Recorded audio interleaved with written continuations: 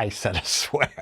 I can't say a swear on YouTube. Hey, happy holidays. It's that time of the year again. You can tell because I've changed the lights to red and green behind me today. Anyway, I'm feeling like really in the need of holiday cheer this year. I'm cheerful enough to like get my hair cut and take a shower, but I'm not cheerful enough to like wear a Santa hat. Honestly, like adults wearing Santa hats is kind of weird. Anyway, being a huge music fan, which I think you might be too, I thought I'd strike where the iron is hot.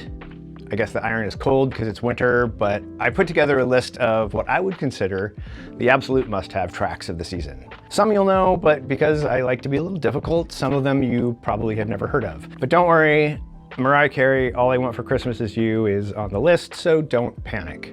There's better ones on there, but it's on there. Just so you know, I made a Apple Music playlist of all these tracks. So if you want to, you can check them all out. I can't play the music in this video because it's copyrighted material and I can't do that. If you're still with me, come along and enjoy the fun. Without further ado, I'm Ryan, this is The Uneasy Romance, and here are 7 holiday songs or albums I can't live without. And you shouldn't either. Before I roll with this list, I want to preface that I do not intend to be exclusionary by talking about Christmas as a Christian holiday. I was raised in a Judeo-Christian suburban household, so I'm just acknowledging aloud that this might be a very former Baptist, raised in Mayberry kind of list. So in the spirit of the holiday, please assume good intentions and by all means, educate me in the comments on the stuff I missed in my sheltered upbringing.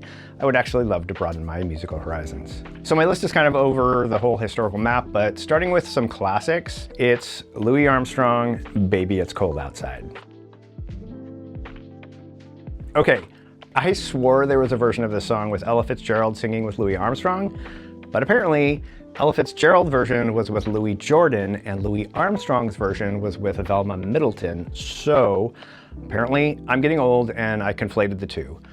Both versions are great though, so I'm just gonna kind of lump them together as one. It's genuinely just a funny holiday song, and not funny in the grandma got run over by a reindeer way, which is notably not on my list of favorite Christmas songs, but funny in that Cole Porter double entendre sort of way that they really rarely write anymore. You can say so much without actually making things explicit, and like reading between the lines of this song is just, it's so funny. The back and forth banter between the two singers is so charming and sweet, and musically it really is just a delight hearing them argue over each other about what we know is going to be the conclusion of the night.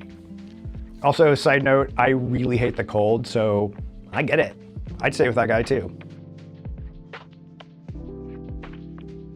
Okay, this is another throwback to the early 60s, which, believe it or not, is before I was born. As you'll quickly realize, I'm a big fan of snark, and I kind of love that as cute as this song is, it's kind of an FU to people who don't have a partner at Christmas. Connie Francis is flaunting the fact that she's gonna be with her dude all winter, snuggling, while the rest of us are cold and alone or something.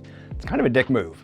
Anyway, the song is a bop in the way that just those early 60s pop songs could be, and it kind of sounds like it's from one of her beach party bikini movies, which is weird because it's like set in the dead of winter. Seriously though, the song is such a good time. It's such a little rump shaker. Or maybe I'm just the only one who shakes my rump to it. It's really cute. Also, for no explainable reason, there's a separate version of the song that's sung entirely in like really bad Japanese, which makes no sense, but still kind of great.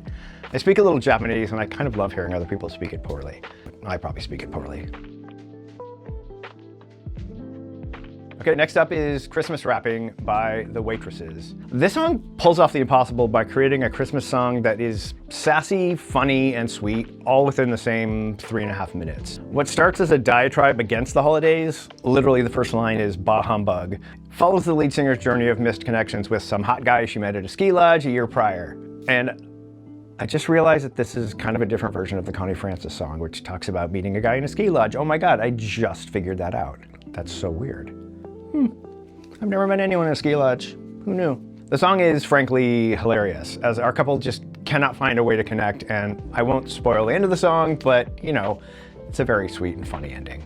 And musically, the song is just a rapid fire, rollicking good time. Like, try not to tap your feet to it. Go on, try. All right, I'm gonna bring the lights down a little bit. As you get to know me in any fashion, you're gonna know that I'm a big fan of melancholy in all its forms. It's basically the background noise of my existence as a human being, and 2,000 Miles by the Pretenders, our next song, is the sort of marriage of beauty, sadness, and longing that is the holy triumvirate of making me like it. Chrissy Hines, who's the lead singer, has her normal rough edges kind of softened here as she pines for a lover who's across the country at the holidays. The arrangement here is a beautiful little waltz, which, take note, is another odd weakness of mine. I love a good 3/4 time signature. There's something about this song that just sounds wintry, like it just feels like you're sitting in the window looking at the snowfall. All the talk about dreams and sparkling snow and hearts that are singing, it captures the contemplation and longing that often accompanies the holiday season. I don't know, this song just resonates in a weird way. The kids would say it hits. It hits different. I think the kids say that. I'm not a kid. Cocteau twins, Frosty the Snowman. Okay, half of you are probably like, who are the Cocktail twins? And the other half of you are probably going like, oh man, deep cut. That's really cool. First of all, it's the Cocteau twins. Quick history lesson.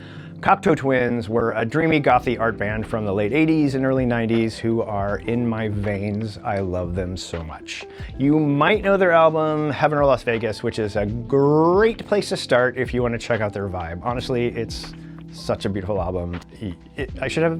I'll make a video about that. I don't know if the song Frosty the Snowman really belongs on the list because, let's be honest, Frosty the Snowman is kind of an annoying kid song, but Cocteau Twins actually transformed this song into the sound of moonlight falling on snow. And it's actually just a lovely rendition of what could otherwise be an annoying as song. I'm gonna have to bleep that out. To be clear and transparent, anyone who knows me knows I am an immense fan of Cocteau Twins. And the band could probably record themselves blowing their nose into my Christmas stocking and I'd be like, oh yeah, that's an instant Christmas #1.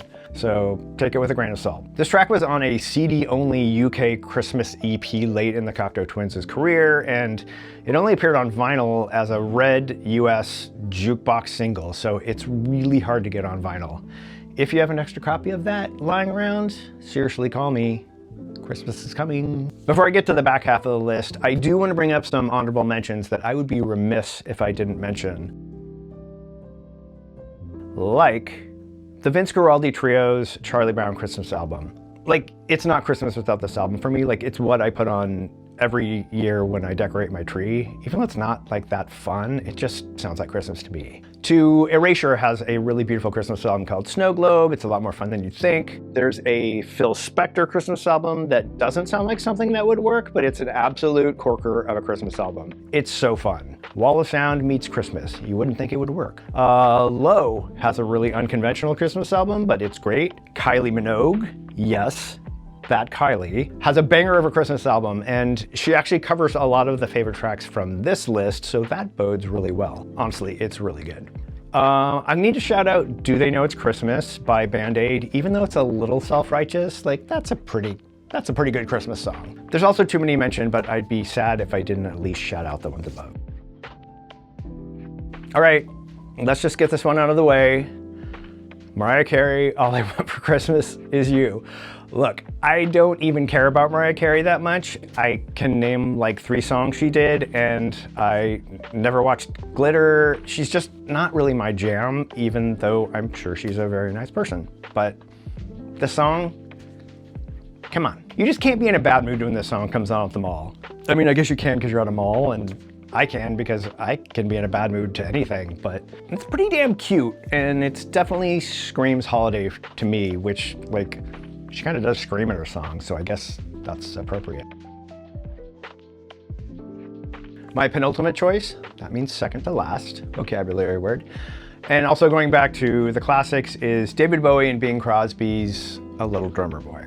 Look, David Bowie is obviously a god, and despite how old I am, I actually was born too late to be fully into Bing Crosby. I gotta give that man respect though. Like, he's a crooner of the highest caliber, and he invented cardigan core, if that's a thing. Despite he and David Bowie being on vastly opposite ends of the musical and cultural spectrum, this song inexplicably rules. There's something really heartwarming about a duet between the trad dad culture of Bing Crosby, like with his pipe and slippers, and then the complete rock star counterculture of David Bowie, like wearing dresses and dropping acid. But this is sort of the point of Christmas, I guess, like taking a moment to just unclench our fists and try to connect with other people. I'll admit I'm having a little bit of a hard time unclenching my fists this year for a number of reasons, but songs like this really do help. All right, we have one song to go. If you're enjoying this video, please do a quick like, subscribe to the channel if you want to watch more, comment on something fun at the bottom. I don't know. You do all the YouTube things. We knew it was coming. We knew it was inescapable. Wham! Last Christmas. Look, if you aren't already singing the chorus to this song in your head after just hearing the title, you're probably dead.